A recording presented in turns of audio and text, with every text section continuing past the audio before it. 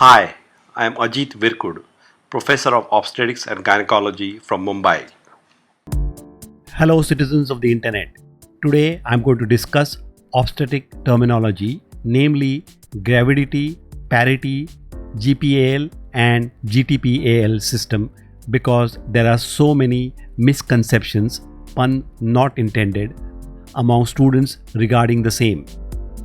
It is erroneously taught in many medical colleges that if a woman is pregnant, then you should use the GPAL system. But if she is not pregnant, for example, a gynecological case, then G is omitted. Only say PAL system. This is wrong. Once for all, I will clarify this basic aspect of obstetrics.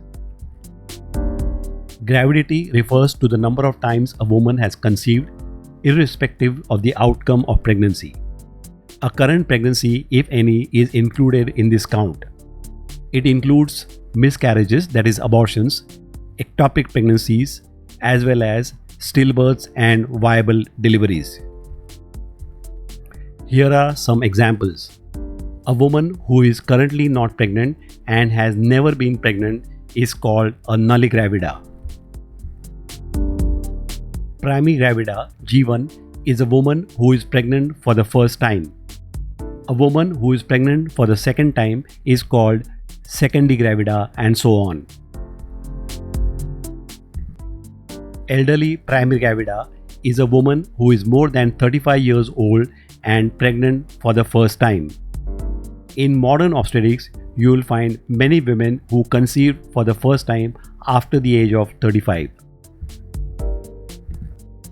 Multigravida is a woman who has been pregnant more than once, irrespective of the outcome of the pregnancy.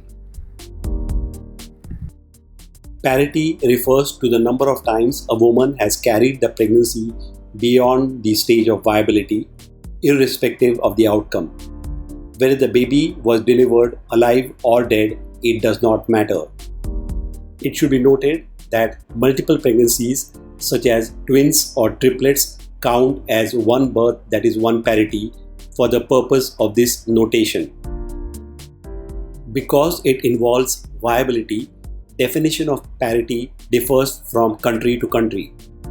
It refers to the number of times a woman has given birth to infant or infants, dead or alive, after 24 weeks of gestation, according to WHO. Some countries, for example, developing countries like Asia, that is India, use 28 weeks as viability, whereas in Netherlands and Scandinavian countries, it is 16 weeks as the cutoff point. Now, some examples of parity. Nullipara, that is P0, is a woman who has never carried a pregnancy beyond viability. Remember, she may be a multigravida. Primipara, that is P1, is a woman who has given birth to one child after 24 weeks of gestation. In other words, a primigravida after delivery of a viable child becomes a primipara. Multipara or a pluripara is a woman who has carried 2 or more pregnancies beyond 24 weeks, irrespective of their outcome. A grand multipara is a woman who has given birth to 4 or more viable children. With the exception of Middle East countries, grand multiparity is rare in most countries in the world. Now I'll talk about the GPAL system. This is a notation system created to denote the obstetric career of a woman. Obstetric history of a patient is generally noted by the GPAL notation system, where G refers to gravidity, P refers to parity, A refers to abortions, spontaneous or induced, and L refers to the number of living children that she has.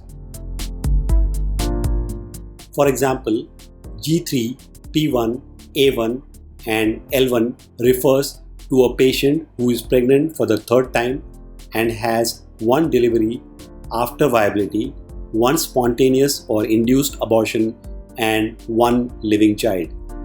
The current pregnancy, irrespective of its outcome, is included in this notation system. Now, the clarification I talked about at the beginning. Remember, it can and should be used to denote the obstetric history of both pregnant and non-pregnant women. If G is one more than P plus A, it means that the patient is currently pregnant. On the other hand, if G is equal to P plus A, it means that the patient is currently not pregnant. It is the obstetric history of a gynecological patient. Therefore, in a gynec patient, the G must also be mentioned. Another system used to describe the female's obstetric history is the GPAL terminology, where G is the number of times a woman has conceived, including the current pregnancy, if any. T refers to term births, that is, deliveries greater than 37 completed weeks. P refers to preterm births, that is, prior to 37 weeks gestation. A refers to abortions. L refers to living children, and M is the number of multiple pregnancies. It is written as numbers separated by hyphens. For example, a pregnant woman who carried one pregnancy to term with a surviving infant, one pregnancy to 34 weeks with surviving twins, and one pregnancy to 9 weeks as an ectopic pregnancy, and has 3 living children, would have a TPAL annotation of T1 P1 A1 L3, which could be written as 1-1-1-3.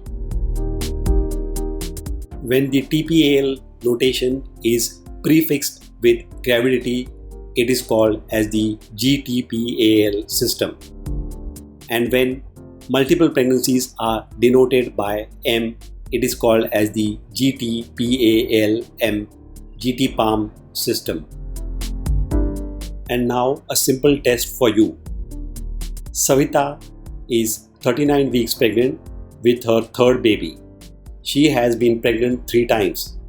Her first pregnancy resulted in a baby girl born at 39 weeks gestation. Her second pregnancy resulted in a baby boy born at 38 weeks gestation. What is her GTPAL notation? Answer: G3, T2, P0, A0 and L2. In conclusion, I will talk about the advantages of this notification system. It provides, in short, the obstetric history of a patient.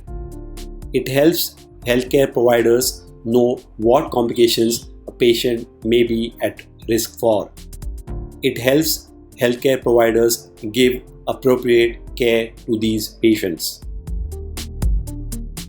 For further reading on this topic and other topics in obstetrics and gynecology, refer to following books written by me. Practical Obstetrics and Gynecology, Modern Obstetrics, Modern Gynecology, Clinical Cases in Obstetrics, Questions and Answers, Clinical Cases in Gynecology, Questions and Answers, and Pelvic Reconstructive Surgery.